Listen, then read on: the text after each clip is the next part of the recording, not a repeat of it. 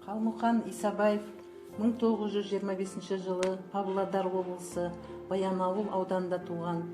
1943 жылы 10 сынып партасынан Ұлы Отан соғысына аттанып, сол уақыттан бастап майдан шебінде жанкешті шайқастардың бел ортасында болған.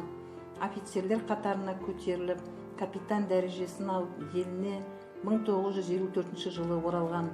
Қалған ғұмырын қаламгерлікке арнаған еліміздің көрнекті жазушысы Қалмұқан Исабаев ажал құрсауында, бет-бе-бет, жолдас комендант секілді жауынгерлік туындылары жарық көрген. Қалмұқан Исабайдың «Комендант» атты романы кешегі отан соғысы және одан кейінгі бүлінген шаруашылықты қалпына келтіру кезеңдерінің үлкен бір шындығын суреттесе, ажал құрсауында, бет-бе-бет романдары заманның шындығын, арылмас қайшылықтарын бетке басып көрсету арқылы жаңа уақыт зәруліктеріне қызмет еткен шырғалаң оқиға романның тақырыбын аша түседі.